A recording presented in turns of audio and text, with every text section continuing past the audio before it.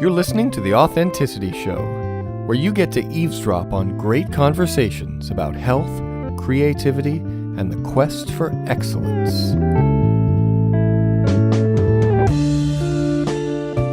Your hosts are Carlos Casados and Satch Purcell. Our guest today is Susan Hartland, president of Wildlife Waystation. Wildlife Waystation is a 160-acre private animal sanctuary located in the Angeles National Forest just north of Los Angeles, California. They provide a place of refuge, healing, and safety for animals in need.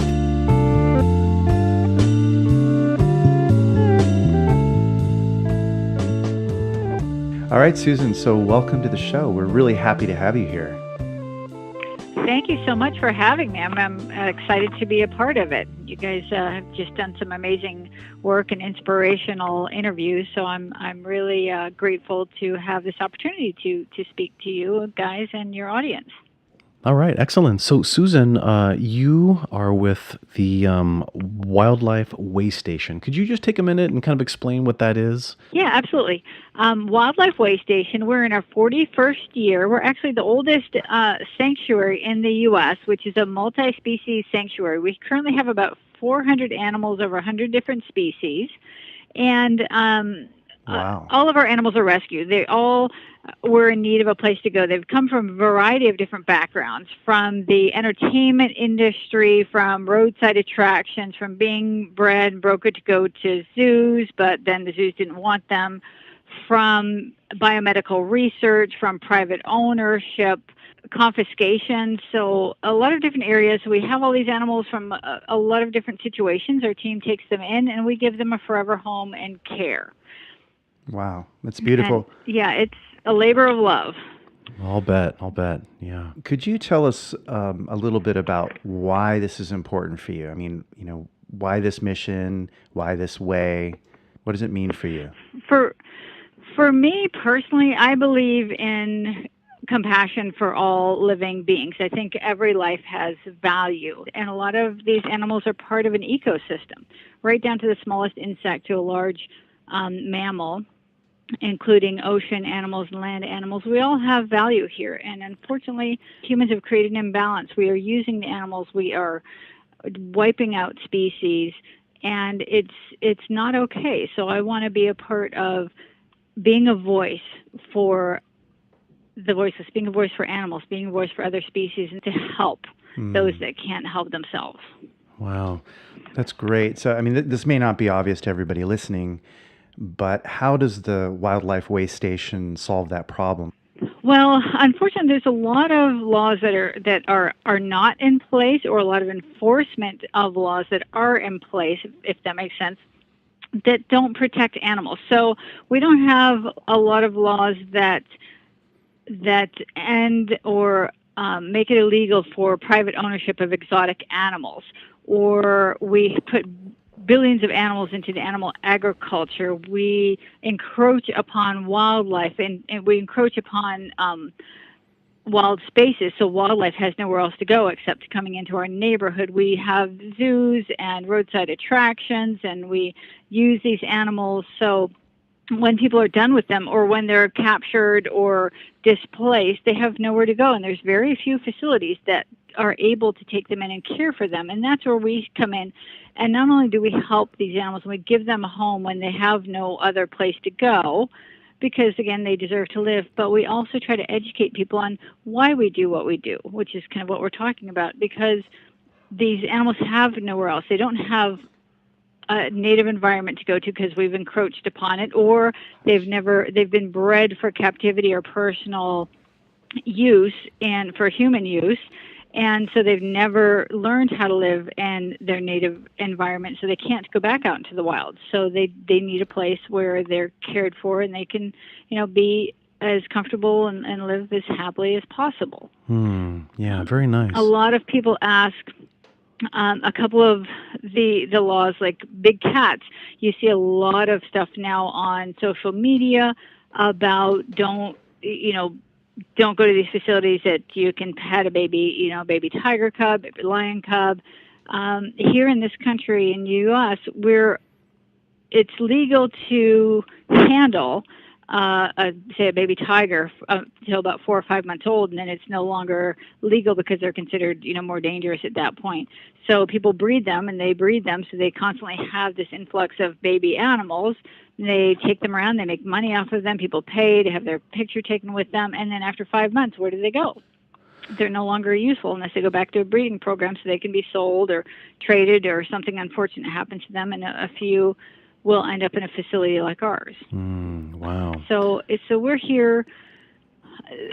Why we do it is because there is a need. Unfortunately, there is a need, and there are still, even today, 2017, there's still a lot of animals out there need wild and exotic animals, displaced animals, animals that have been injured and can no longer go out into the wild. So that's why we exist. We'd love to be out of business, but unfortunately, there's still a lot of animals out there in need. Yeah, wow. So it sounds like some of the specific things that you guys do for these animals is, well, one, you give them a home, and it sounds like it's a lot of education. It's a lot of education. It's a lot of talking to people, and again, just letting people know not only why we do what we do, but coexisting in your own area. What can you do to help wildlife in your area? Whether it's putting up a bat box or an owl box or bird houses, keeping the place, your area around your house clean so you don't invite in small rodents, which invite in bigger creatures. Don't use pesticides. It's coexisting. We all live here on this planet. It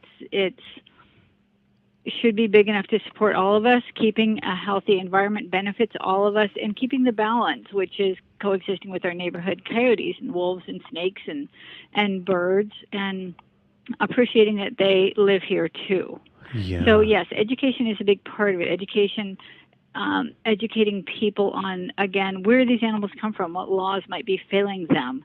We are actually the largest chimp sanctuary in the western U.S. We were the first sanctuary to take in chimps in biomedical research. So there's still probably about 1,000 plus chimps that have been retired from medical research waiting for a place to go. So we try to educate people that it's not right or appropriate to have these breeding facilities, put them in these laboratories or in these circuses or roadside attractions, and basically use them. And then when we're done with them, or they don't cooperate, they don't work out, that now they're surplus or they're discarded. So yes, it's a lot of educating. Wow. No, I had heard, and I'm sure you've heard, that the Ringling Brothers Circus is closing after 100 years or so.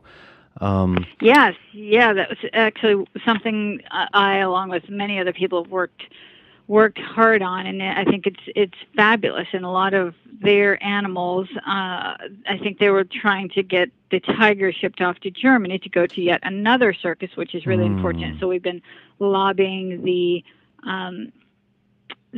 oversight organizations to not allow the permits for them to be shipped, but for them to go to a sanctuary. Wow. That sounds like a lot of lobbying and maybe some legal battles and things you guys have to do. As not only Ringling, I'm sure you've heard a lot about SeaWorld. They were getting a lot of press with blackfish coming out. So it's times are starting to change, and again, it's unfortunate that we know so much and we're so aware. We have pets in our own home, we have animals in our home that we care for, but yet we put so many on display and exploit them and don't make that connection that these are all living, breathing creatures. And if you look at these animals, for example, tigers and elephants in the circuses, what it takes to train these animals for these unnatural behaviors, it's never good for the animal. So people are starting to slowly understand that it's not okay, and it's not entertainment, and it's certainly not fun for the animals, and it's not educational. You don't learn anything from animal dancing around in a ring. There's nothing right. Good point. Appropriate about it, and we're starting to learn that in other countries. Europe, there's a lot of other countries that no longer use wild animals in circuses, and some zoos are closing down. So we need to catch up with that and pass the laws that help protect animals. Well, is there ever a time when it's okay for animals to be in captivity? I mean, what are your thoughts around that? What's the problem with things like zoos and Well, animals? I think it really depends. For example, our animals are in captivity, but the unfortunate part is they have nowhere else to go. And one of the things we're doing is we want to expand into creating habitats. When you're talking about zoos, circuses, aquariums, these are businesses. These people are exploiting their animals for a monetary gain. They breed, buy, sell, trade animals, and they put them on display for people to come in and look. And they say it's educational. But you're watching an animal in an enclosure who's been bred to live in captivity, and it's not right. They call it conservation when they breed tigers because there's only a handful left out in the wild, but it's not, because you're breeding them for your own purpose. Right. You're breeding them to keep them in captivity. Right. For what? You're not releasing them. You're not protecting the natural environment. You're not working on environmental protection so they can live in their natural habitat. We're breeding them for our own monetary gain. I think it's wrong. It's just wrong. And is there a difference from your standpoint with regard to all of this between, say, domesticated pets or animal husbandry, things like cows and chickens and things like that? Well, I think so. And again, it depends on your use. For example, I have 3 dogs here and 3 cats.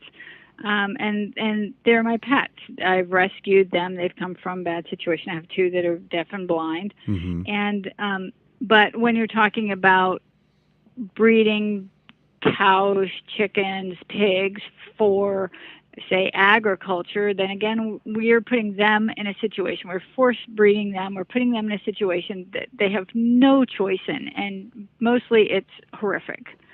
So it's not appropriate. Again, you just have to look at the situation. If you're using the animal, even dogs and cats, when you put them in breeding programs, and you hear the backyard breeders and people who breed and sell animals, you're constantly breeding animals. A lot of people will inbreed their animals to get certain genetic features and colors. That's how mine ended up. 2 of them ended up deaf and blind, called double merle. But if you have an animal out of compassion and you're giving it a home, he's part of your family, that's different than if you have an animal because you want to use him, exploit him, race him, breed him, slaughter him, test on him, train him for an unnatural behavior so you can put him on display. It's never good for the animal.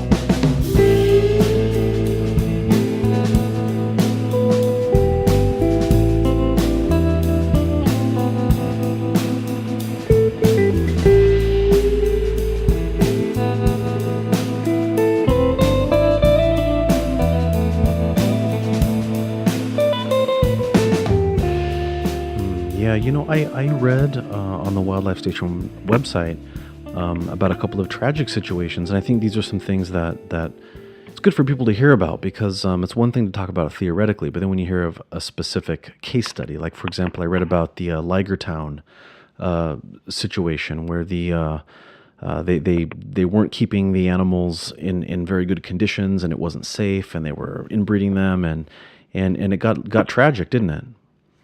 Yes, it did. Yeah, a number of animals got killed, but they were breeding again for selling to most likely roadside attractions, zoos, hunt clubs, whoever would buy them. They were not an ethical facility.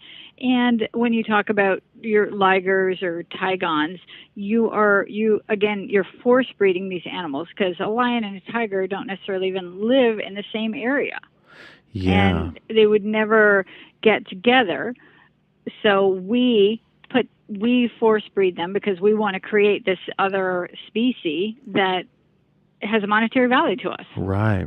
And this is, so these people were breeding and they were keeping these animals in a shoddy, ramshackle facilities, and some of these rooms didn't even have windows in them. It was strictly just breeding and pull the cubs out and sell them. And when it started coming down, the animals were getting out. The Sheriff, Fish and Wildlife were killing the ones that were coming off property. So Fish and Wildlife called Martine Collette, who's our founder here. She founded Waystation on this facility 41 years ago. and she's been doing animal rescue for pretty much most of her life, and she's really amazing. She got a call to come up there and help try to save as many animals as possible. So she rallied a team and some trucks and trailers and a veterinarian, and they zoomed up there overnight and got there and were able to save, I believe it was 21 animals, Wow. and then lions and ligers. And since it was a breeding facility, some of the lions came in pregnant, and we just lost the last one of their babies, and he was, I think, 21 years old. Wow. That were born here. Oh, goodness. And wow. and again, that kind of goes back to, people ask us, well, why couldn't you take the babies and put them back out in the wild? And that kind of goes back to what we were talking about earlier, is there's no good reintroduction programs for big cats, but the bigger problem is there's nowhere for them to go. Humans are encroaching.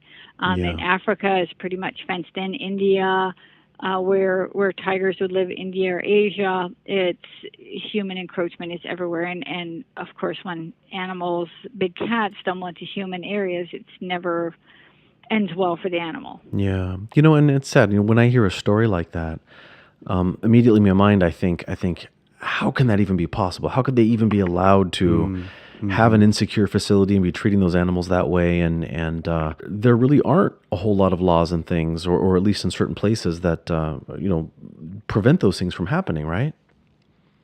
There really aren't, and it's really a shame. We don't have a lot of strong animal protection laws, and it's really a shame. And the ones we do have, there seems to be loopholes in them for people, for hunters and trappers.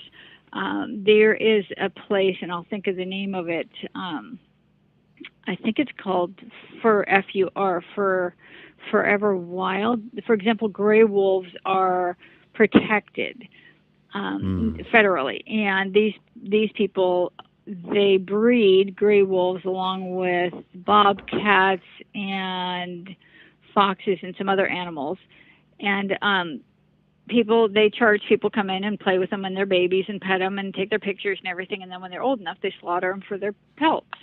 Oh gosh! So Wow. But yet these are animals that are otherwise protected. So we really need to do a better job of not only having stronger animal protection laws, but also enforcement is the other side of the coin. And another thing is licensing. A facility like ours, we are licensed and inspected by Fish and Wildlife Federal in California, USDA. Even animal control comes in, LA County. So there's a lot of oversight. But for private owners, they don't have to be licensed, and they don't have to be inspected. So these animals can be, like this Liger Town facility, private ownership. They can keep these animals in whatever horrific conditions they want to. Wow. That's just crazy. That just strikes me as like, a hospital would be inspected, but you can certainly just do any kind of surgery you want in your bedroom. It just seems crazy that this can even happen. I also read another similar incident about a person who I guess had released a bunch of lions and tigers in Idaho and then had taken his own life. And you just imagine, you're living in a place like Idaho. And or Ohio or something, and there's a lion. Oh my gosh, it's pretty crazy. I mean, I can't imagine something like that happening at the LA Zoo, but like you're saying, somebody's private facility, something like that can and did happen. Right. Things that happen under private ownership wouldn't happen at most zoos because there's a lot of people, there's a lot of eyes on them, and again, they are regulated and inspected facilities. Wow. Now, you really practice what you preach. I understand that you are a vegan. I am. Ah, very good. How long have you been a vegan? Vegetarian more than half my life, and vegan for a couple years after that, probably about almost half my life. Oh, wow, very nice. Well, I grew up vegetarian, and I'm not vegan, but certainly vegetarian-esque. So I certainly appreciate hearing that. I know what it's like. It's tough. Being vegan is quite a commitment, and so I applaud you for taking the leap and keeping at it. Oh, thank you. Well, for me, it's about the animals. We have chickens and pigs here, and how can I eat one and try to save another? It doesn't make sense. Yeah, yeah. So I just don't do it, and I feel like we live pretty well. Yeah. Are there members of your team who aren't vegetarian or vegan? Unfortunately, yes. Okay, so you don't But I'm have to be working a on it. vegan or a vegetarian to care about animals and to do good things for animals, right? You really don't. You absolutely don't. It's just another level of just making that personal decision. Yeah. For yourself, and it's not for everyone, but I am working them. I'll tell you that much. Yeah, well, and you know what? It's kind of good to know that it isn't necessarily for everyone in that sense, because you want caring about these animals to be for everyone, and that's a key. Is that that doorway is open because people will be able to relate, and if they can't relate, then they won't be able to help. So the more they can relate Absolutely. to it, the more they can help. Mm-hmm.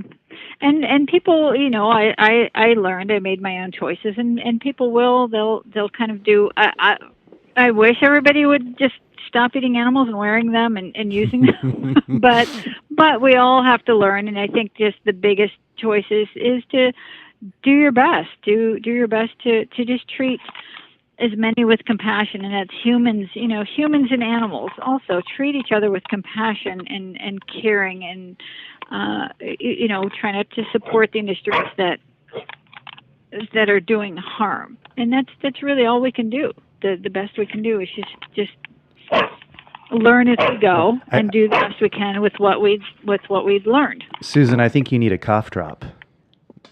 Yeah. So who's this we're hearing from in the background?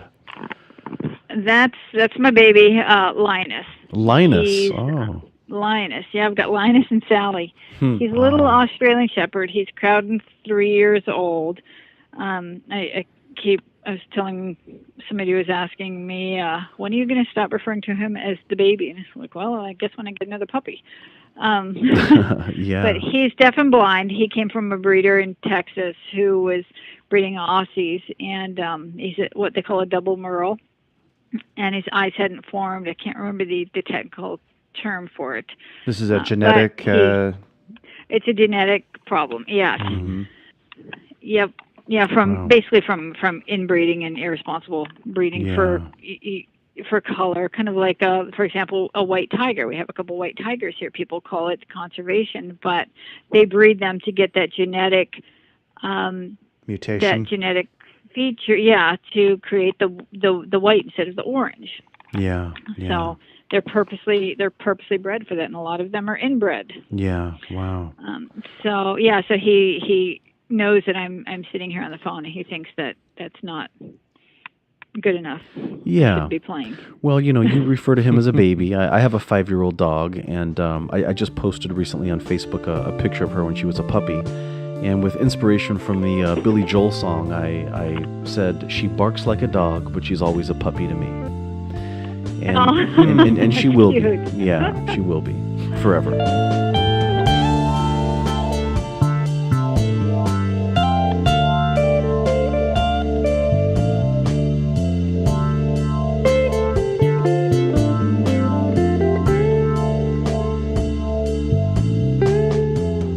You're listening to The Authenticity Show, where you get to eavesdrop on great conversations about health, creativity, and the quest for excellence.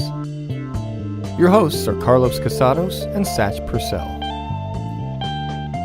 Up next, Susan Hartland shares some more of her wisdom about animals and humans, including fun stories about monkeys spitting water at people, lions playing in cardboard boxes, and a new species of wolves.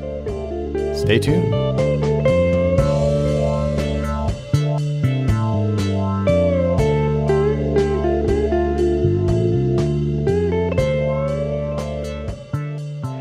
Susan, you've got many years of experience working with animals. What are some lessons about humans that we can learn from these animals? Oh, I think a lot. Gosh, that's a very good question. What can we learn from the animals? Live within your means. You know, wow. don't Yeah, That's a good one. that's very good. don't don't take more. A lot of animals, for the most part, very few will kill for sport, or they also have a balance. They'll take what they need. And humans will encroach and take and kill for sport, hang someone's head on your wall. And animals don't do that. They do what they need to live comfortably. That's a good lesson. Yeah. So, The hard part is the natural animal kingdom it can be pretty unkind also. Yes. Right. So that's a tough one. But animals, much like us, they take care of their young. They live in family groups. So I think it's also, and even a lot of animals take care of their young and their old. If you look at good wolf packs, they'll take care of their elderly and the young. And I think that's a great message for us, because I think sometimes in the human world, we're too easily to discard, especially our elderly. We give them little consideration and we kind of set them aside. So care for our families. And kind of start your compassion at home, and take care of your family and your elderly. Our elderly as a society, and create a society that helps each other, and then we'll thrive. We're surrounded by so many different species and so many different experiences with all of these species, and they're really amazing if you stop and look, from wolves and coyotes and groundhogs and skunks and possums, these animals that we consider pests or nuisances or vermin or rodents. They all have their place, and they're all really amazing. They're great parents, and they're good friends, and they take care of each other, and they live in family groups, and some are fine living alone. They're incredible species, and how they live within our world, to me, is amazing. Here we are in this, a big city, or we've got traffic and 8-lane highways and people everywhere, and you've got birds flying around, and they're making their way, and they're living amongst us. And coyotes and raccoons that have managed to find their way and live in human dominated neighborhoods. I shouldn't say our neighborhoods, because a lot of them were their neighborhoods, but they're just amazing creatures, and I think somewhere along the way we've lost our appreciation of others and how they live and just how special they are. Yeah, I think another interesting thing is how much culture plays a big difference in how we perceive animals. For example, I have had pet rats, and I've always loved my pet rats. I found them to be so interactive and so intelligent, and I really felt a connection with my rats like I have felt with my dog or with my cat. And yet I'll mention this to people, and they get grossed out about rats, and oh my God, they're so gross. But my experience with rats has been that they were wonderful, and we had a great mutual relationship. So I think sometimes we're trained to dislike certain animals, and that's interesting. Yeah, and I think that's, like you were saying, we're trained, and that's learned behavior. Rats are vermin and they're pests, but they're actually really quite brilliant. Yeah. My friend who runs a nonprofit called Art for Animals, he has some rats that he takes into schools, and they are brilliant, and they are beautiful and smart. But my sister used to joke and say, if you have a rat or a mouse in a cage, it's a pet. The minute it gets loose, it's a rodent. But they're quite brilliant and quite sweet and quite compassionate, and they're wonderful little animals. Yeah, my rat. One of the things I would do is I would let my rat out of the cage, and I would just come home at the end of the day, and I would just make a little kissing sound, and he'd come running out from the couch and climb up my leg and get up on my shoulder and lick my cheek. So and he had free reign of the house. So he if he wanted to leave, he could have left. Susan, what are some, just on the more lighthearted side of things, what are some fun stories that you have? Well, we have a lot of crazy things that happen here. Our chimps are some of the favorite for fun stuff. Oh, I'll bet. They love to get a reaction from people. So when we have people here, whether it's tours or volunteers, especially the member tours, new people, is fun for them. They will go over and get a big drink of water and swing over and wait for people to come. They don't get too close, and these guys have pretty good aim. And they will spit water on people, and people will scream and jump back, and the chimps it's so much fun for them. So they love that. So they have a lot of fun with that. I wonder what would happen if we knew this. Spit back. Yeah, and we went in prepared with water in our mouths, and we got Exactly. them first. I wonder if they'd appreciate that. We're on the same wavelength. Yeah. Oh boy, that's funny. Susan, who would be, of all the animals you have there, is there one that you find to be very wise? Wise? Yeah, just sort of an animal that is just sort of knowing and just maybe wiser than they should be. We have one, and I don't know him very well, but what I do know of him, I think he's amazing, and I think it's because of his background. We have an old chimp named Bold. He's actually one of the few remaining alive in this country who was actually stolen from the wild when he was maybe about 4 or 5 years old, put in biomedical research, and spent most of his life there. And then when he was retired, he came here. Okay. And he's a thoughtful and kind soul, even after everything that humans have put him through. Oh. He's trusting. He plays with his keepers. He's kind. We have another chimp that's got epilepsy, and they can't put her with the other chimps because they're a lot like kids. Kids will pick on another kid if they sense a weakness, and then but so they don't put her with the other, in the bigger families, but she lives down there with Bold, and he's kind to her, and he's patient, and he's just a sweet soul. He's very thoughtful. So we have a couple of chimps that are really like that. That's beautiful. That even after everything they've been through, they're thoughtful and kind. They treat each other well, and they share their food with the younger ones. They protect them, and they're really amazing. Wow. That's nice to hear. Yeah, that's encouraging. Yeah, some of my other favorites I love our hyenas. The hyenas, I think, are really amazing creatures. Do you ever feel But I mocked think- by them when they laugh at you? Don't you appreciate what I'm doing for you? Yeah, Stop laughing at sometimes they me. do. They say it with your eyes. They're like, "Lady, stop talking, baby talk to me. What is wrong with you?" Wow. Are you mocking me? Yeah. And they're like, "Yes, we are." Wow. Good, smart of you to figure that one out. I've always found hyenas to be quite fascinating. To learn that they're not at all related to dogs. And they're just their own creatures, and they're really strong, and they have a sense of community too. They're neat. Absolutely.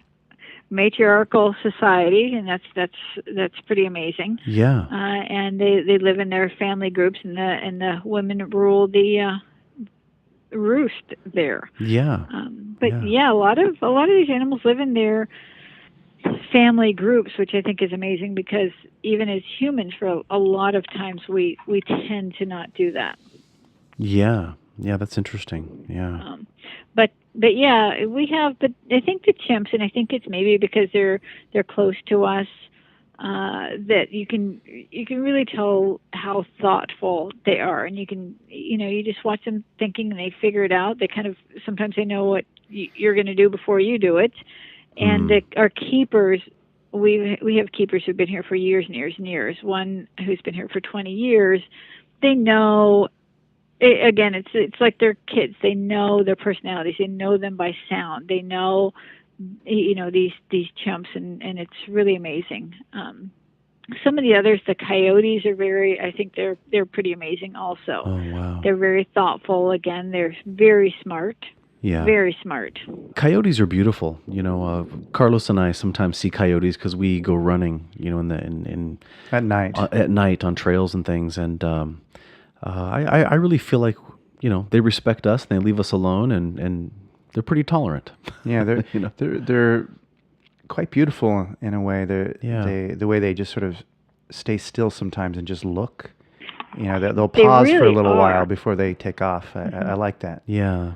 Yeah. When you look at a coyote, you really can tell they're looking right back at you, and the wheels are Yeah. turning in their mind. There's something going on in that mind of theirs. There's a curiosity. it almost Absolutely. looks like. Yeah, they're curious and they're wondering. We have a number of wild coyotes here, but yeah, they're just beautiful, and they're, like you said, they're thoughtful and curious, and they're smart. They watch for you, they watch you go by, and they'll just hang out and just observe.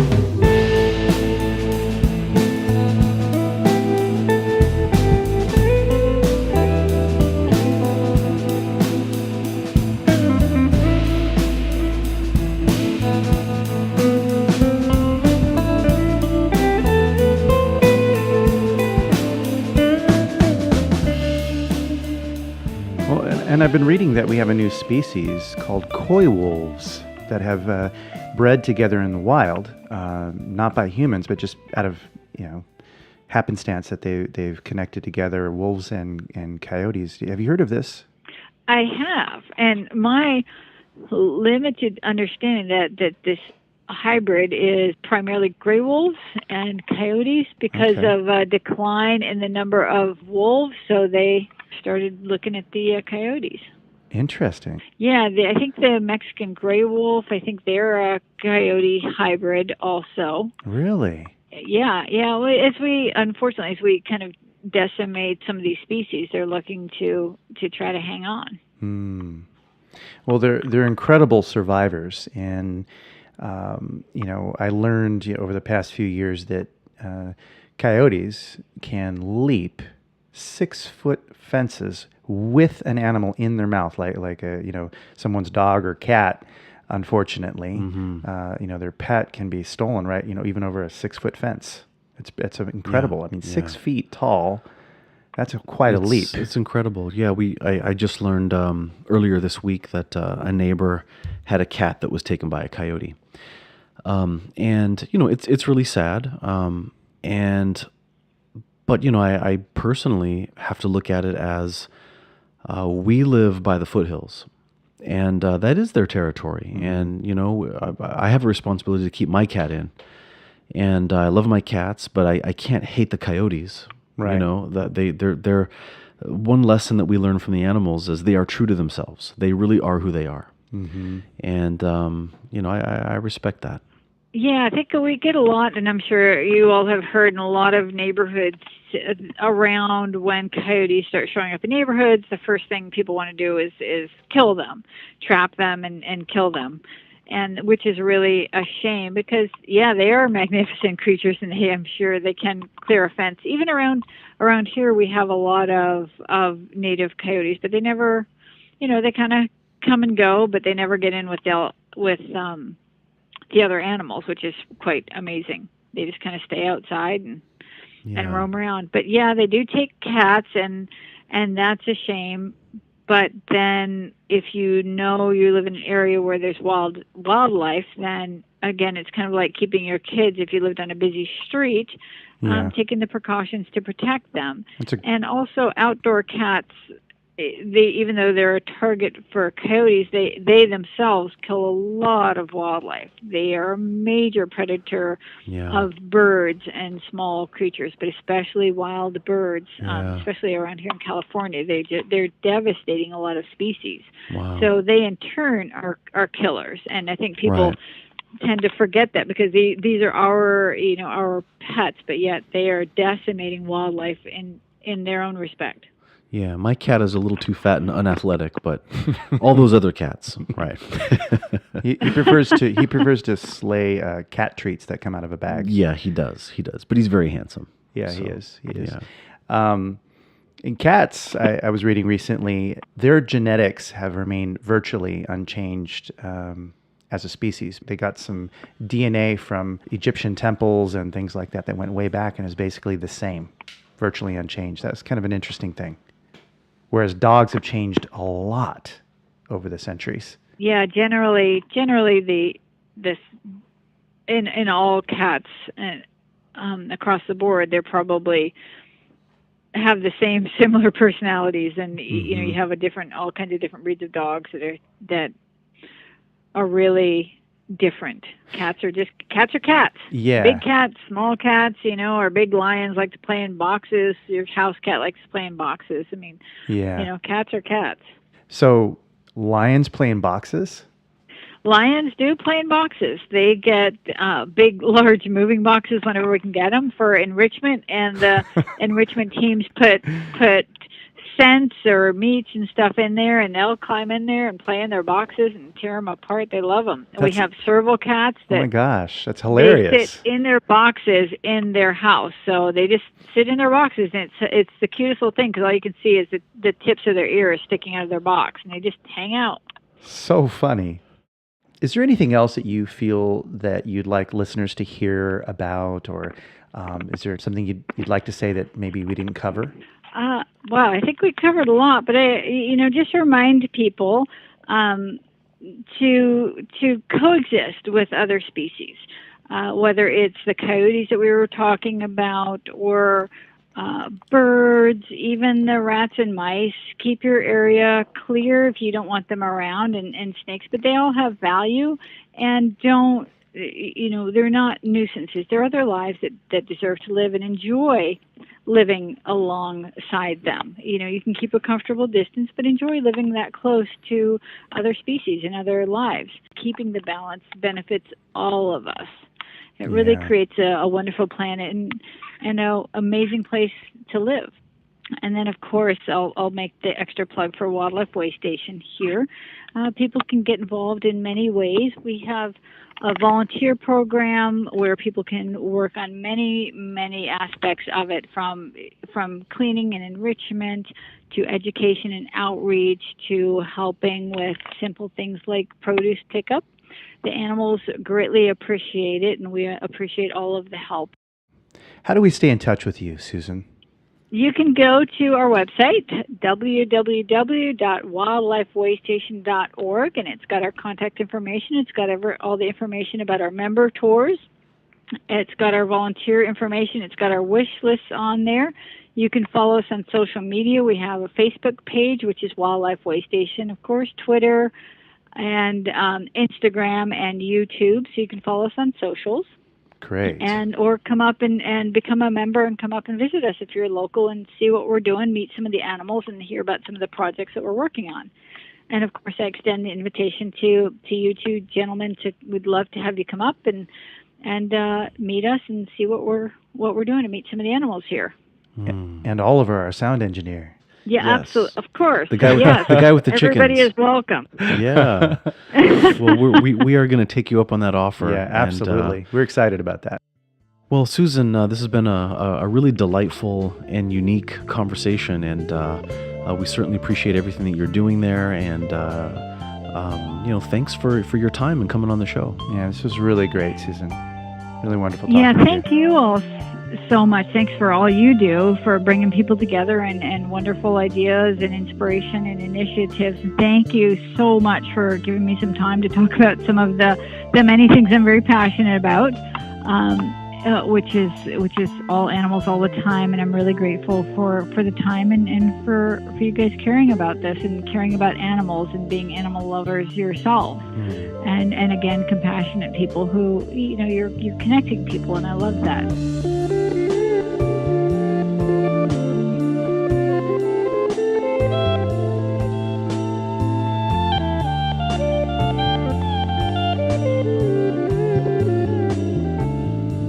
You've been listening to The Authenticity Show with your hosts Carlos Casados and Satch Purcell.